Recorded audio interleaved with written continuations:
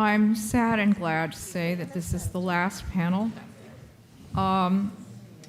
and it's addressing a critically important point. So the nominal title of this is "Who Bears the Cost," in quotes, of responsible gold sourcing. And refineries as a pressure point and the economics and challenges of responsible gold sourcing. And cost is in quotes because we didn't mean price. And on this panel, we have coming in virtually Charlie Betts, who is managing director of Betts Metals and co-founder of SMO. Danny Hoover, who is the customer experience and marketing manager at Hoover & Strong. Stephen Lurch, president of Gold Star, and we're excited to have them. Elena Marcella, head of compliance, Valcombi. And then Kat Weymouth of SCS, whom you previously heard. Sarah Yude, who has also been a part of this program on the AI discussion, and John Mulligan. So I give you this panel. John is the moderator. It is a fantastic topic, and I promise you it will be addressed again and again. I can never come up with the full answer. Thanks, Lisa. Yeah, we won't come up with any answers, so please, nonetheless, stay around. We might try and get closer to an answer. Thank you again. I feel like I should apologize. You're hearing too much of my voice today. Not for much longer, you'll be pleased. So we've got a fairly extensive panel covering a fairly large segment of the market. But the important point, and this is largely almost a continuation of the previous conversation, but the important point is whenever we have this conversation, we frequently say the choke point, the pressure point is the refiner, because it's the refiner who is the intermediary. When metal flows from one place, when metals flows from recycled scrap jewelry, from newly mined doré, to be transformed into a way that can be used by a fabricator and move towards the end consumer, it has to flow through a refiner. So the role of the refiner is absolutely key, and yet I don't wish to sound like I'm criticizing the refining industry, but it has traditionally been remarkably discreet. Certainly in the precious metals space, a lot of the Swiss refiners, the European refiners, the industry generally was deliberately discreet, but also that meant not engaged in these conversations. So it's great to have refiners at the table, and it's great, I think, that refiners are able to explain what the pressures and goals, if you like, or outcomes are from the perspective of the refiner. So some of the questions, and again, we kind of merged into them in the earlier panel, but a lot of it is this issue of the cost of responsible sourcing. And as Lisa just mentioned, by cost, we actually mean the resource that is allocated, whether it be financial, time, manpower, the resource that is allocated to ensuring responsible sourcing. And I'd like to say hello to Charlie, who's just joined us. Good to see you. So, Charlie, I don't know if you heard my opening comments, but this issue of the cost, who bears the cost of responsible sourcing, the role of the refiner as a key intermediary, we're going to try and cover some of that, and I think it's useful if we bear in mind that issue of responsibility, the actual role of responsibility. Okay, so the other question that we haven't answered is what drives this issue of needing to do more. What are the incentives? Where do the expectations come from? And I think it'll be useful to start to talk about, Lisa described it as the economics of responsible sourcing. I'm going to turn to Danny, if I can, because one, it's very useful to have a US perspective. I spend a lot of time talking to refiners. I don't spend that much time talking to US refiners. So very useful from your perspective and from that kind of downstream fabricator's perspective, if you will. What are the costs of being responsible? And is it something that you build in, or is it something that you basically are aware of when you're passing it on to the consumer? Hello, everybody. My name is Danny Hoover. Thank you for sticking around. Hoover and Strong was founded in 1912 as a precious metal refiner.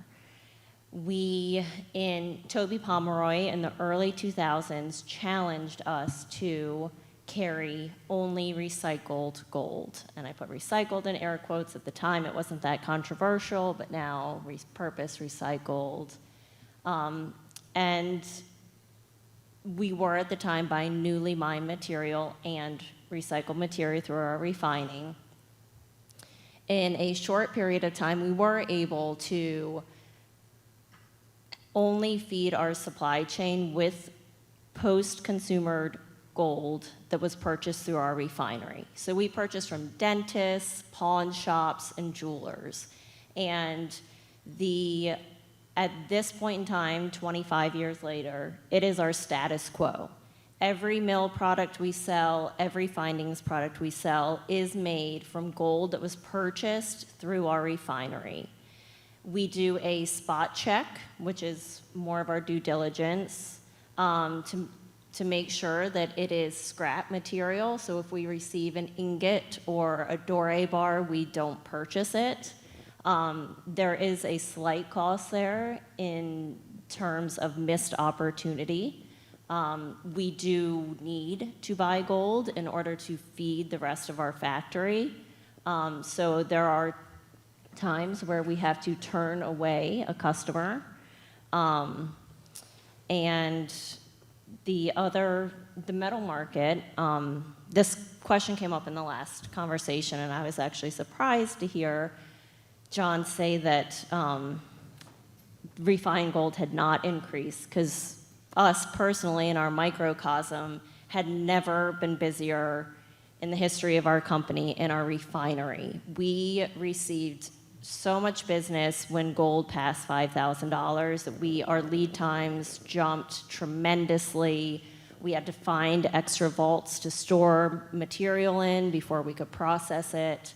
But that was a benefit to our business, because we are then able to refine the gold and, again, bring it up to our vault and mill it out and turn it into our other products. When the price of gold goes down, we are not purchasing as much material or we aren't receiving as much material from jewelers and pawn shops and dentists. So we do have to, at times, look for other refiners that can guarantee post-consumer recycled metal. So again, it is an extra due diligence step that we have to take. But honestly, when you think of cost, we do not mark up our recycled metal any more than our competitors. So we keep tabs, of course, on the pricing of all of our competitors, and that's the price point that we want to be in. We do not charge a premium for recycled. It is just our status quo. Thanks, and I feel obliged to clarify my point. I was trying to say that when the price rise, we didn't see it rise as much as we thought, and I was talking globally, because there are some markets where you get a lot of liquidity coming very responsive. So, but it's fascinating. I think, therefore, the one additional cost I think you're mentioning is possibly that you say that there's a cost of sometimes having to turn people away because you made that choice in terms of sourcing. Is that correct? Yeah, yes. okay. I would say that there's slight due diligence and some missed opportunity in terms of revenue But beyond that, there is no additional. Thanks. Charlie, as you're there, and as I took your name in vain, or took the SMO name in vain earlier in the panel, I'm going to come to you. I mentioned SMO being, in some ways, a special case, or shall we say, a branded form of particular sourcing. Is that branded source of specificity, being able to point to the mine, is that something that you think is value creative? Does it generate a premium, or does it attract a broader range of customers?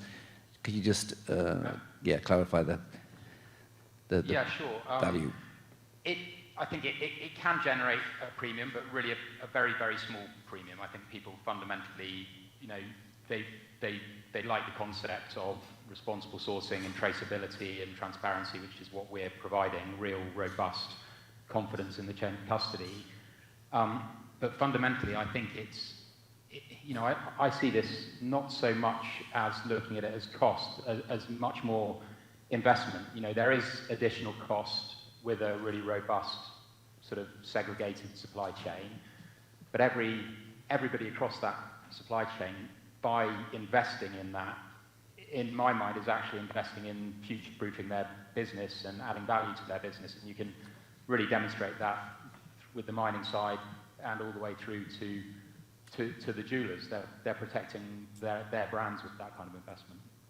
So I think that's a really useful point to make, that cost is, there's a capital sum involved, but if you define that as investment, you're looking for future value from that investment.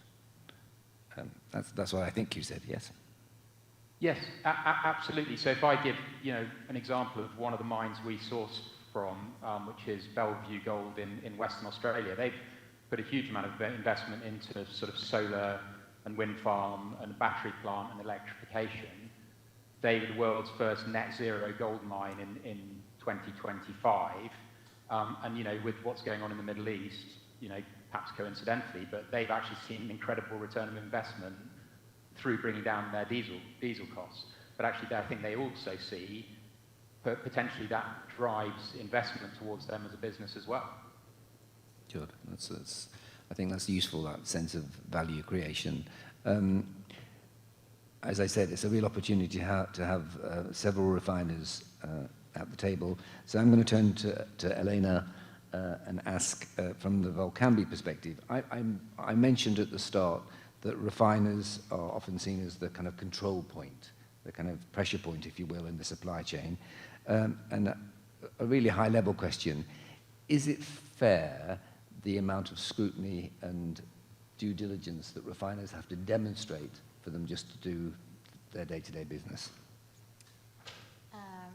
Good morning, everyone. I am from Volcambi, from the Legal and Compliance Department. So we are the main point of the control and the checks that we perform every day on daily basis in our business. And I think that it's fair and it's right that the refiner can be defined as the most important control in the gold supply chain, because this control is built every day with an extensive due diligence activity.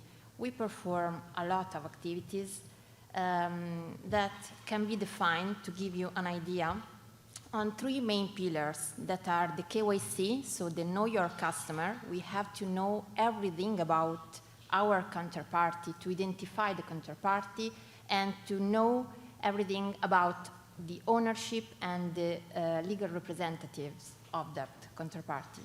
But we go beyond, because this is an obligation, also a legal obligation for the financial intermediaries.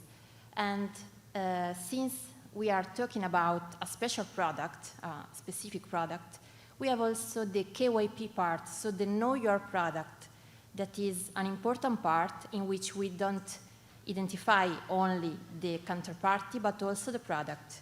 So this is an activity that is a cost, but also an investment for the market, because I think that I heard the speech of the other panelists, also of the designer, the artist, and I was thinking that we are kind of craftsmen as refiners of an invisible jewel that is the trust. The trust that is the basis of a transparent market, and that can be a benefit for every participant of the market, because trust can allow to the banks to finance transactions, to the investors to allocate capital, to the luxury brands to protect their reputation, and to consumers to purchase with confidence. So the trust creates a benefit, and it's a benefit and an asset for every one of these actors. And I think that the value is shared by everyone, but can be sustained also by everyone. And this is a point that I want to bring as a refiner. We share the asset, but we have to share also the cost, not in terms of financial cost, but in terms of effort. I'm so glad to hear Elena say that, because from the perspective of US law, the anti-money laundering system makes downstream actors rely on upstream actors for that kind of information. And so to hear somebody speaking about how important that is to them upstream, it makes downstream actors feel more able to rely on the statements that they're getting from their suppliers, which is incredibly important for compliance with anti-money laundering regulations. So Sarah, thank you for that. But as you often talk about that, the legal underpinnings of trust, do you just want to comment on that further? Because it's great, and I appreciate Volcambi for saying that, yes, this responsibility is deserved, and we're happy to take it. But from that sense of a broader sense of trust, looking, upstream. Absolutely. It's our legal obligation in the jewelry industry to confirm who our upstream suppliers are, how goods are coming to market, and that they are who they say they are. And it's been part of the legal system for a long time. Under US law, it's the Bank Secrecy Act that was passed in 1970, and then the USA Patriot Act, which was passed in 2001 after September 11th. And those legal obligations extend to precious metals dealers and to many retailers. And in order to be able to comply with those laws, we have to be able to get information from our upstream suppliers. It's a legal obligation to do so, to identify all of your suppliers, and then for suppliers in the supply chain to identify all of your customers as well. And customers doesn't mean, somebody off the street buying a piece of jewelry. It means, if you're a refiner and you are sending gold to a number of different jewelry manufacturers, you have to fully identify all of them as well. It can feel onerous, but it's actually just the way that the trust system is implemented under the law. Yeah, thanks. And I think that's kind of what when we talk about responsible sourcing, I guess even responsible sourcing as a concept might mean slightly different things to different people. Obviously, with precious metals and gold, KYC, AML, absolutely fundamental. Kat, given the fact that you've already mentioned that we've talked about certification, but from a kind of formalizing this trust, basically defining what you ask of the refiner, can you just comment on that a little? Well, that's a lot of what the certification process does within auditing. So your client is the refiner. They're hiring you to provide that third-party assurance that they are following those processes and procedures. And it could be for a specific scheme. Generally, in the refining world, it's LBMA. It's could be RJC chain of custody. Could be RMI. And so there's a variety of different standards. And several of them, the heavy focus of that is the due diligence aspect. What are they, what checks and balances are they doing? Like the KYC process being mentioned, like are they doing all of the necessary due diligence? What does their risk profile look like when they identify a client who has a risk? what is the procedure and process then? And they should be taking specific steps to mitigate those risks or work on resolving those risks. And so you're auditing their processes and procedures around meeting those standard requirements. Thanks. So, Stephen, I'm going to turn to you at the end. From a commercial perspective, is this responsible sourcing and the things you ask or demand of either clients or your sources, is there a tension, is there a burden there in terms of that? We talked about cost, now we are possibly talking about financial cost, but is there a burden there in terms of making sure you can perform due diligence or get the information you need? I think, John, you pointed out very well earlier in the previous panel, even when I asked the question, that finding responsible, I'll use the word responsible rather than recycled, because I think that's the best way to discuss it, is finding responsible gold and sourcing it at this point should be the standard. And you can hear it in the refiners that are here and able to talk and tell us about the things that they're doing, and it's not unique just to them, right? There's an entire community in the refining world that is focused on the responsible, providing responsible and sustainable materials. But it's trust but verify. And so, my friend Kat here, as she goes into her details of certification, there's a lot of different standards that exist that we can make any claims we want, but unless you have a verification or a certification to back up the claims that you are doing that due diligence, they fall on deaf ears. And so, unfortunately, the supply chain rewards the larger scale purveyors and consumers of the raw materials and makes it a little bit easier for them to navigate the audits of RJC or SCS and the verifications necessary. And I've seen it firsthand where startup companies, artisanal types of designers, people starting websites, anything across the entire jewelry space, but those that are maybe just starting out or smaller scale don't have as much of an ease to verify. The cost to them to verify, and I know we're not just talking about financial cost, but the cost, the upward cost and the financial cost is a burden.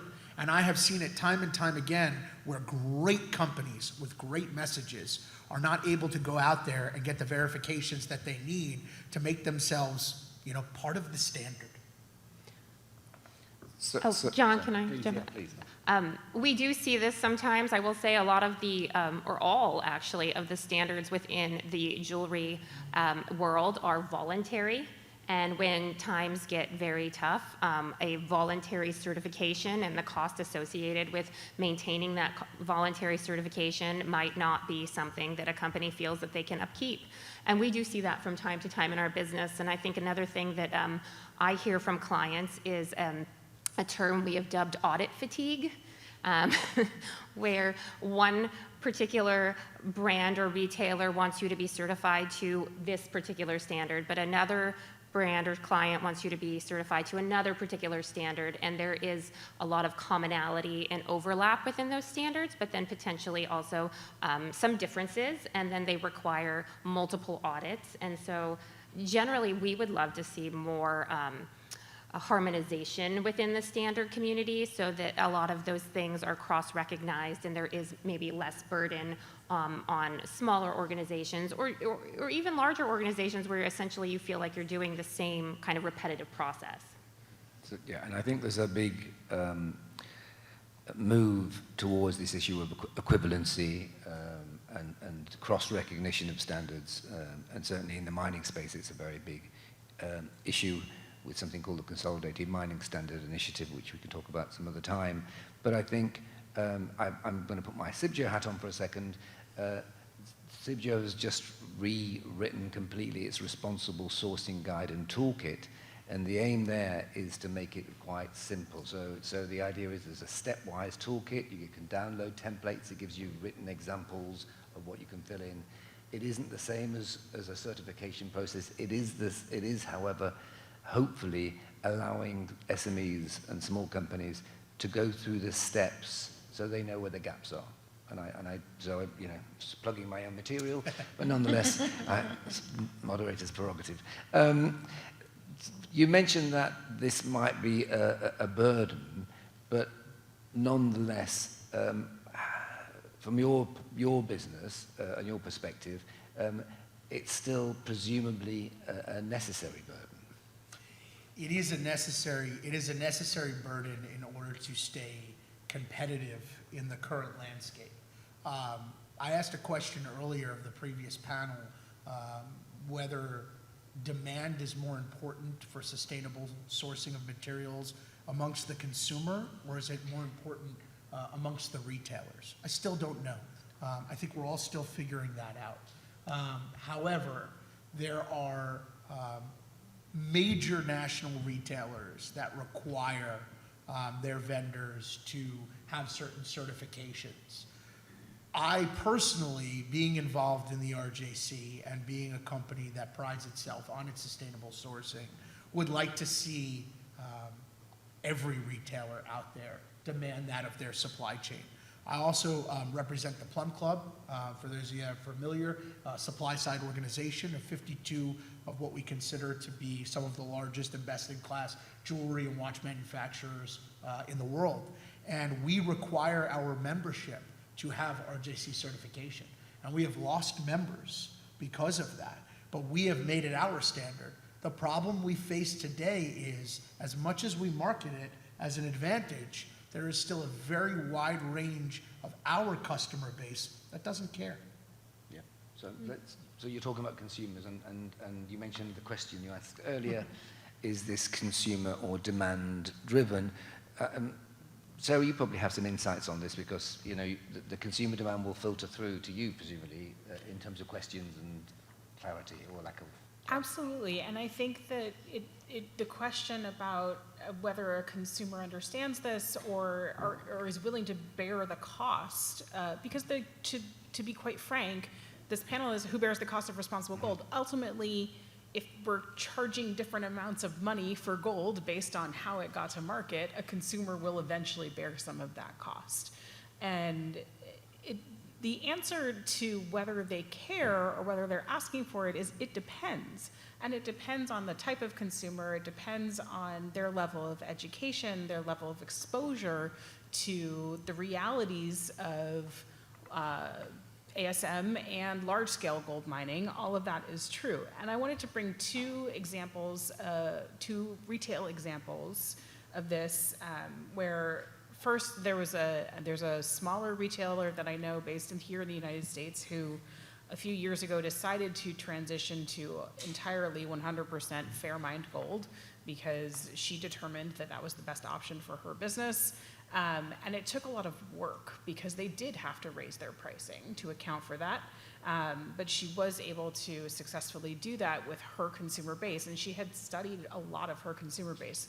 There's another retailer, also based in the US, under 10 stores, who had offered jewelry at the same pieces at different price points depending on what type of metal was used, and not just gold versus platinum, but 100% recycled gold versus fair mined gold, and had those options for her customer and was hoping to push customers more towards fair mined, but really was struggling to do so. And what she ended up doing was on her website, where the default option was the least expensive option when you would click on a piece, she changed it so that the default option was the fair mined option, which she had decided was better, more responsible to her.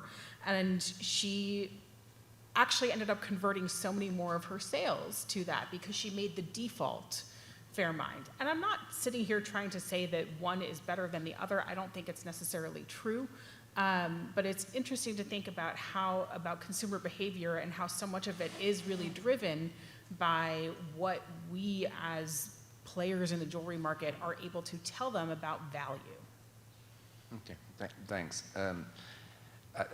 Some of the questions around, as you mentioned, the choices that jewelers make, and then how they communicate them, and how they then equate that to value is quite an interesting one.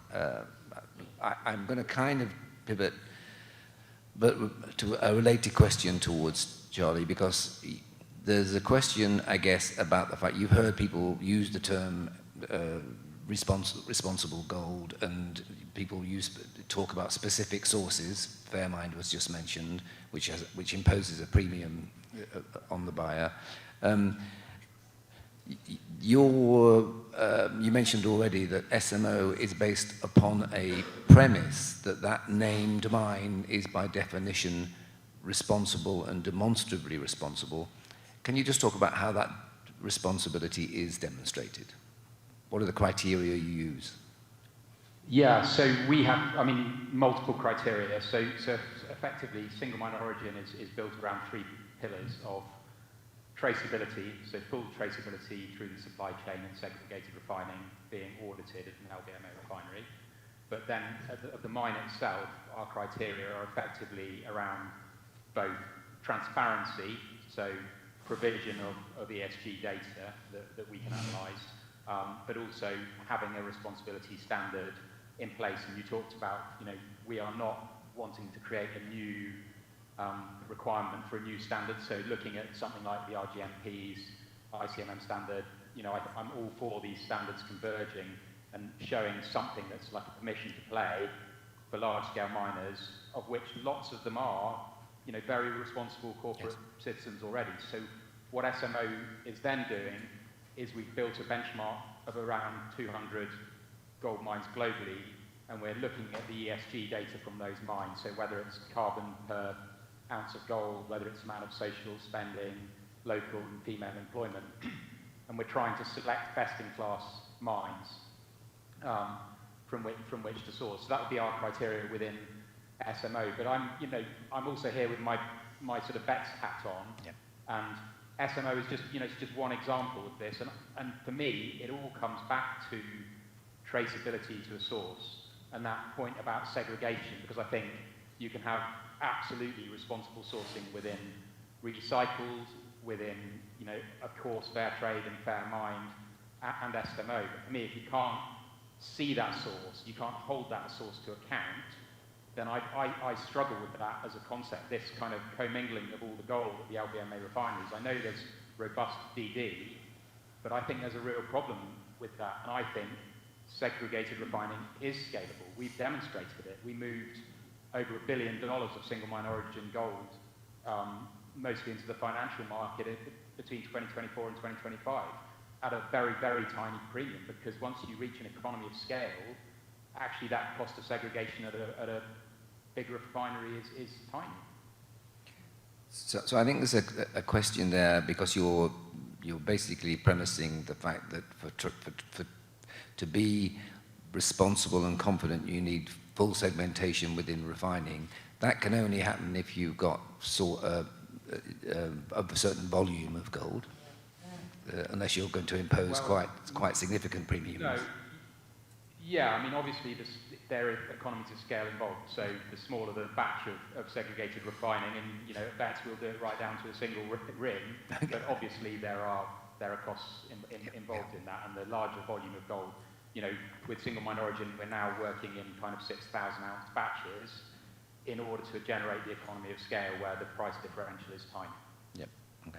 And you think that the confidence, I think it is, that the consumer gets from knowing, as you say, that mine, and you mentioned the term kind of accountability, you think that is something that is a growing market? It's something that you think is an ongoing trend?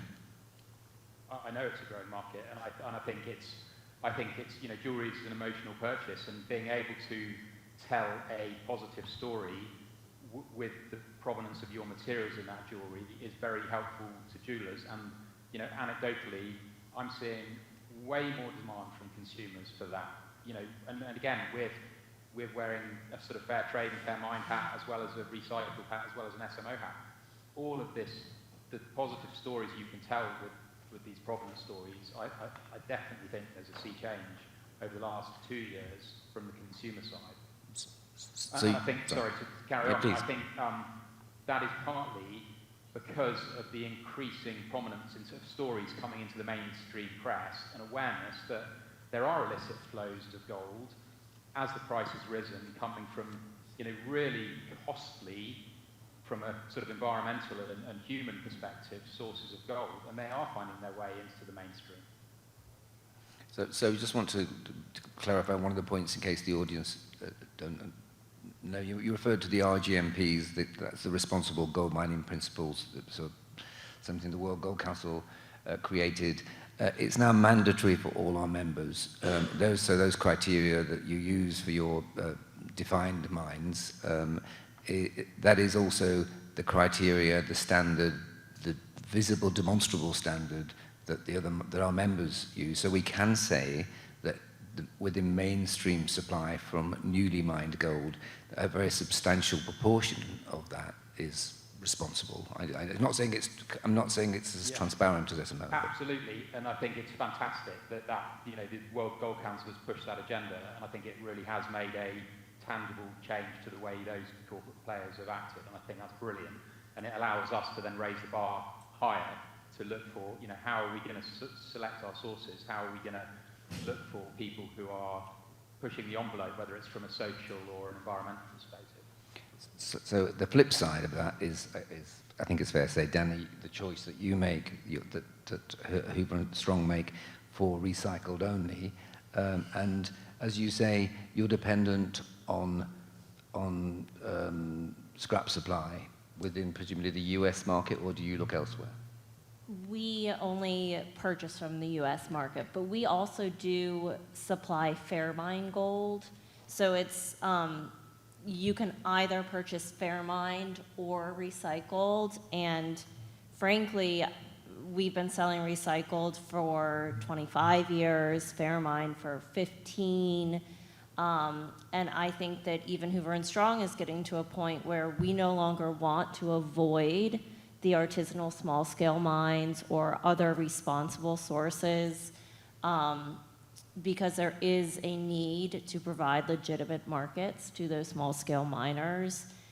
So we have been working, we actually did talk with Charlie, some other people who have spoken this week, Planet Gold, to looking for an ASM source that does not charge the premium so that we can remain competitive.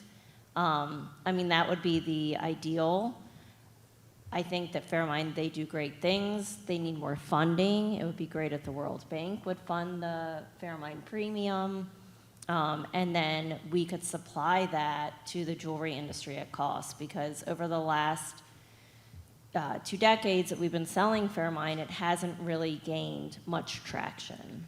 And I think, so I'm always slightly challenged, or quizzical at least, because Fairmine gets mentioned pretty much universally, and yet the tonnage coming onto the market from Fairmine is tiny. Globally, Fairmine, Swiss Better Gold, and Fair Trade Gold combined are probably, 10 tons. The US jewelry industry alone uses 150 tons. The world's jewelry industry uses 1,000 tons. And so I think it's just, I'm not saying it's not a credible, laudable scheme. I think the question is, how does it become mainstream? And that premium may be a barrier to mainstreaming it. So how do we find alternative sources, Stephen? I worry sometimes, hearing, not worried about Charlie, but hearing Charlie speak and talk a little bit about what I'll call, I think we termed it single origin traceability. I worry sometimes that we are going to confuse the consumer. And we've talked a lot about that the gold industry, the refining industry, has moved so far into the responsible world and the sustainable world that a lot of, whether it's Fairmine, whether it's other types of single traceable origin products, I worry that we send a message to the consumer, or maybe the consumer is not picking it up and it's not becoming 40% of the market, because are we saying this is bad gold and this is good gold? And it's something that retailers have asked me and got into the conversation and the debate over, is what we're hesitant on, and I'm saying we in the minds of the retailer, what we're hesitant on is telling our consumer and our guests walking into our stores or visiting our websites that I have good gold and bad gold. And so I don't have the answer, but I'm very curious to maybe hear from some of the other panelists at how do we navigate that? Yeah, it's a great point, and something I'm also, I dwell upon quite a lot, but I'm interested in hearing the opinions of others. Good. Is the effort we put into responsible gold and defining responsible gold, does it also have a negative in terms of consumer perceptions, in the sense that we start to say, well, what's the other stuff? I mean, you heard me say it, from the formal supply chain, from the RGMPs through to responsible gold guidance, good delivery, RJC certification, we should have a fairly clean chain of custody. We know there's an awful lot of negative activity that produces gold out there, but are we in danger of endlessly segmenting and confusing the consumer with what is responsible, what is irresponsible? Anybody? I think that there's responsible gold at every source. I think and bad gold at every source. I do also fear that if you say recycled gold is good gold, and then the consumer sees artisanal gold as bad gold, then you're leaving behind millions of small-scale miners who rely on that mining as for their livelihood. So I think that we really need to focus on responsibility throughout every source rather than pitting one source against each other. So I agree entirely, and I think it's again with my World Gold Council hat, it's slightly ironic to me that people say ASM and responsible, and the demonstrably responsible sourced gold from mainstream mining is frequently not mentioned, when that is the most demonstrably sourced. It's the gold that Charlie's talking about. It basically has to demonstrate compliance against a bunch of standards. But I also absolutely agree that there should be responsible sourcing from all the options. I think we all agree on that. I guess the question then is, how do we establish a common language or a common understanding of this responsible sourcing? Because we may be talking slightly different in terms of that segmentation. Anybody for how do we establish common language? I'm looking at you, Sarah. Well, I think if we can step back for a second and take a look at the example from diamonds, I think part of the reason we're not having the conversation about gold as much is because the conversation about responsible sourcing in diamonds takes up so much air in the room that it almost sort of eclipses this conversation. I do think that there's so much work to be done in ensuring definitions. And I will take a moment to highlight the work of the CIBJO Nomenclature Committee, which has tried to standardize some of this. The problem with standardization and words, of course, is that anybody can interpret those things as they want to, and so I think continued collaboration amongst the industry in creating and sharing and using standardized definitions for terminology can help. If I say recycled gold, there's a lot of questions that come on from that. Is it pre-consumer recycled? Is it post-consumer recycled? Was it in a gold bar that sat in a vault and then was removed from a vault and put back into the supply chain? There are all these differences in that. And so creating and understanding shared definitions can only help when it comes to actually talking to the consumer about what has gone into the product. But ultimately, the consumer has to ask that question, right? We can do as much as we want as businesses educating them, but if they don't come in asking that question, we're not going to answer it. To Stephen's point, I do find myself sometimes standing in a grocery aisle looking at, a bag of coffee where I can scan a QR code and it takes me to, here's the farm where it came from and it was actually, harvested on this date and it was roasted on this date and here's a bunch of information. And I think, cool, we can do this for a bag of coffee that's going to cost me $15. Shouldn't we be able to do this for the ring that I might purchase tomorrow? I do think that, though, ultimately that the cost of all of this is the question, and it has to be spread amongst the supply chain in order to actually happen. Thanks. I'm just I'm going to just comment quickly on that diamond issue, because I think actually the gold supply chain has spent a huge amount of effort on this in terms of the developing standards, that equivalency, the ones I mentioned. I think what it's failed to do is communicate it well, and I think within the jewelry space, it has been absolutely absent for quite a long time. And you know, on behalf of the World Gold Council, I also feel obliged to apologise. Did you do that? To apologise. No, because there's been a lack of engagement and a lack of explanation, and therefore there's been there's been an absence in terms of this dialogue. And I think we have to acknowledge that. So, on behalf of the whole gold industry, I acknowledge it. I don't think I have the right to claim that, but anyway, yeah. So I think we understand that we need greater clarity. We need a kind of shared understanding and knowing what the objectives are. Because I do think often, and it's the question I mentioned regarding the value of this. The value of these things, we need to know what it's for. And I actually object to some of the discussions about bad gold and good gold. It's bad actors, it's bad business partners, it's bad groups who actually do the stuff we're talking about. The gold itself is an inert material. It's not going to do any good or bad. But all our relationships and all the business relationships and the purchase. The chains of custody that we're involved in, that's, I think, where we need to really exert proper due diligence. You're looking at me. No, I agree. Yeah. Isn't the goal to protect humans and the environment? So I think we all know that by now. And that's what we're working towards, and that's what we need to focus on. And sometimes I do get concerned that we focus on definitions and semantics, but we know what the problems are by now. And I think that we just need to stay focused on protecting the environment and humans. I think it's a perfect place to end. So oh, sorry, there's a question. We have a question before we do end. Sorry.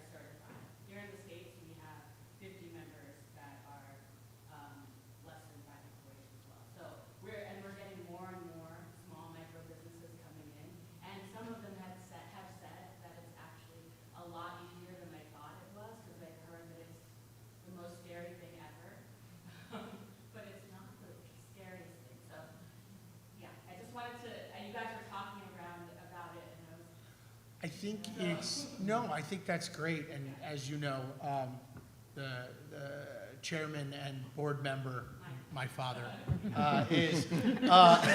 we shepherd what the RJC stands for. I think what we were talking about was RJC is one piece of the puzzle. It is arguably, in my opinion, one of the most important pieces of the puzzle, but it is nonetheless a piece of the puzzle. And so there is a much larger group of verification and certification that sometimes it can feel quite overwhelming. And I think that's really at the core of what I was trying to say. And what I was trying to get across is we need more standardization out there.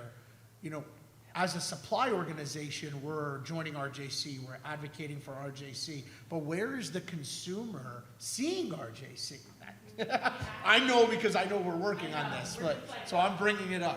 We actually just came out with a retailer toolkit, and we have a toolkit for our retailers on how to talk about the RJC certification to their staff.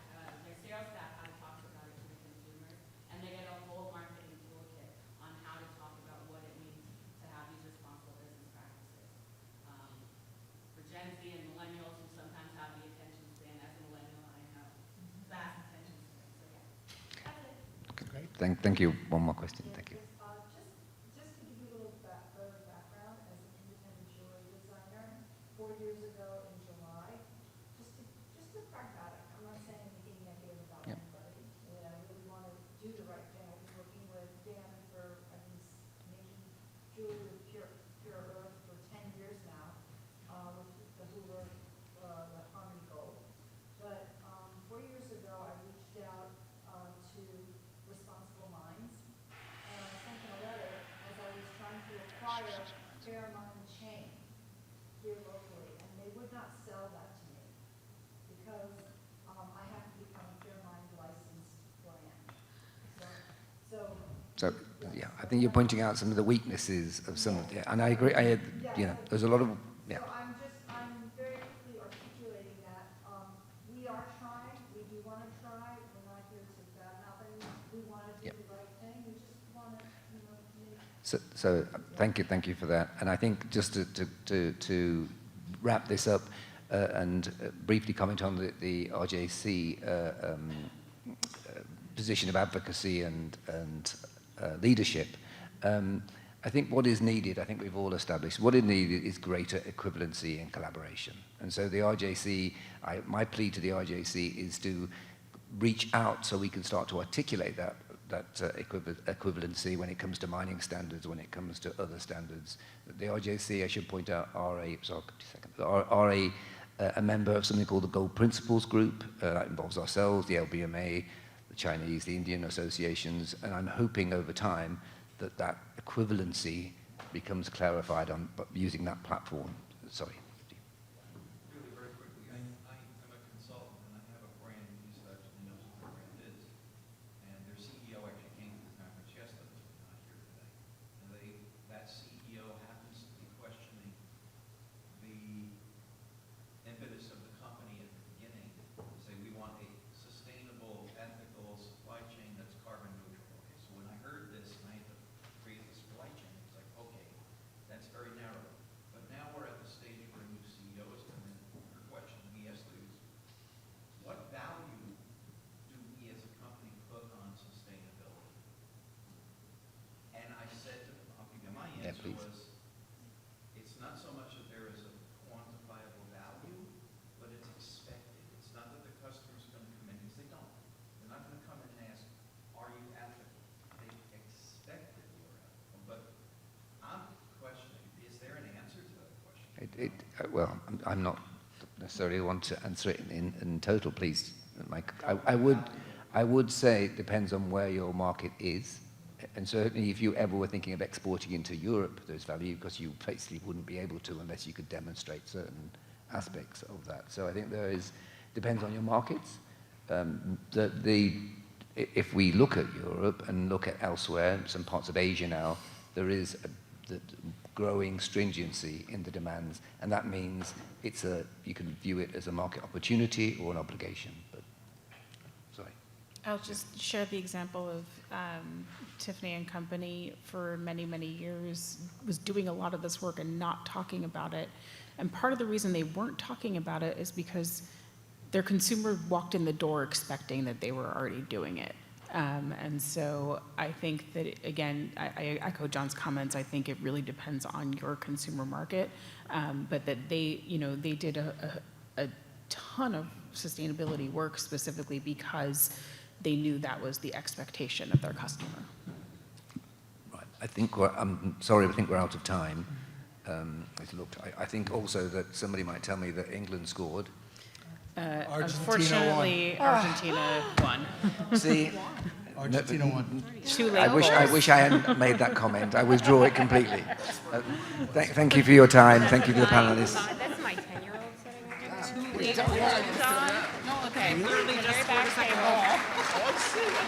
That's my daughter. She will be thrilled. Yeah. Okay, everybody.